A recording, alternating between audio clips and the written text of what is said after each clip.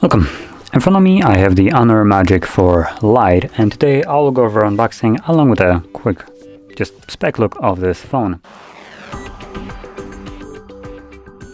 So anyway, let's just pop it straight open and see how the phone actually looks like and what we get in the box.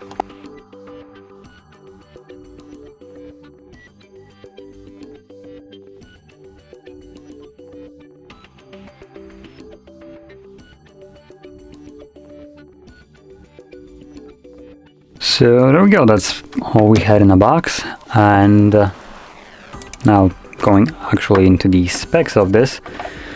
Now, before I actually do, I'm gonna quickly mention, I'm not gonna go through the setup of the phone. I'm pretty sure every one of you knows how the actual like system looks like here. It will basically be the same thing as the old Huawei's looked like.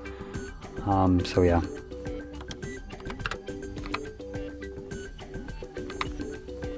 I'm gonna open up my little list of specs right there and get bamboozled by the actual maintenance. Let's see. Okay, so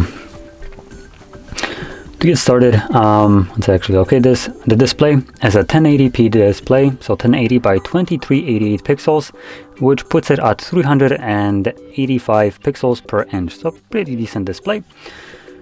And it has 120 Hz refresh rate, which I don't think it's on by default, which is a little bit weird. But yeah, it's a IPS TFT display, so nothing really special. We won't have like super deep blacks or anything like that, so keep that in mind. Now, it has a built-in battery of 4,800 milliamp hours with this pretty dope charger, which is a 66 watt charger. Should be charging this phone pretty quick, especially considering this is not necessarily the biggest battery, also not the smallest one, but the charger is really good here. And while we're at the back, we can see that we have a triple camera setup, though I'm pretty sure some of those cameras will be absolute abhorrent garbage, which, let's see if I can quickly locate them, but looks like I can't. Would be nice if I could actually find a decent site which gives me info about this phone. Just a moment, technical problems. Looks like no site can give me actual reputable information right here. Well, I guess I can't really find too much info about this phone because the site that I would usually use is done for maintenance, and all the stores just seem to kind of, oh, there we go. They're done with maintenance, so we can now continue. Great. So let's just start over right here. So, like I said, this is a 1080p display by 2388. It's a 6.8 inch display with 120 Hz refresh rate, IPS LCD display. Then battery 4800, decent charger.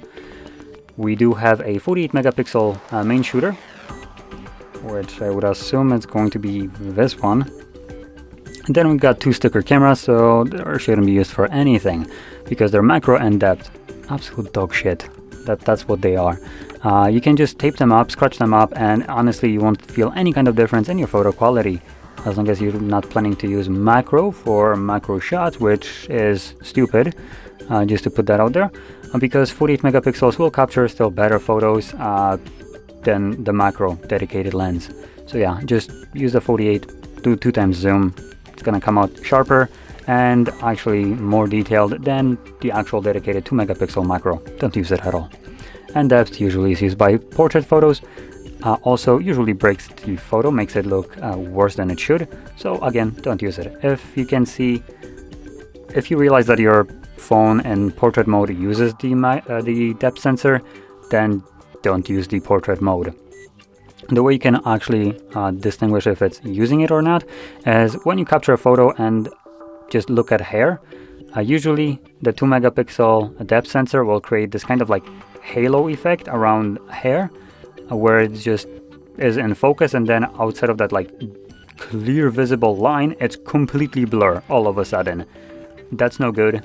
Don't use that. If you don't see anything like that, that usually means that the phone isn't actually using the actual depth sensor, which in this case it just literally means that this is a sticker camera. It is here, you paid for it, but the phone doesn't actually use it. So that's, I don't know if that's worse or not, but yeah. Anyway, let's move on. So at the front we have a 16 megapixel selfie. It's in a nice hole punch camera. Now, one thing that I'll point out, the bezels right here are pretty damn slim, so the phone looks actually really nice.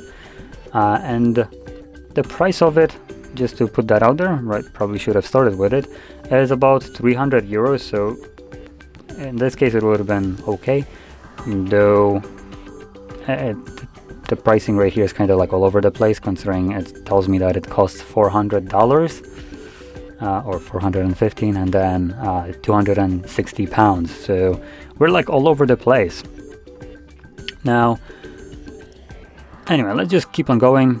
So this entire phone is being powered by a Snapdragon 695, which is a 5G chipset. So you get that 5G connectivity if that is something that you're looking for. Great, we got it right here.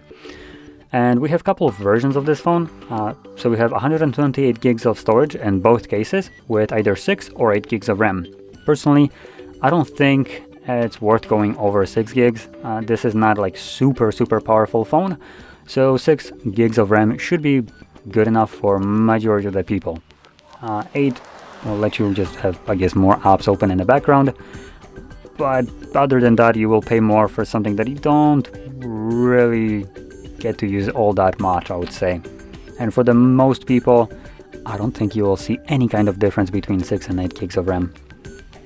So yeah, and that's basically all there is to this phone. No headphone jack, no any kind of like special features.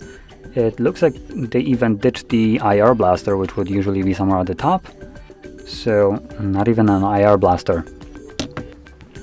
Now what you get for that price is a good charger, good display, and a relatively fast device. It's not gonna win any kind of competitions against like the actual flagships, but for the typical person, it will be plenty fast.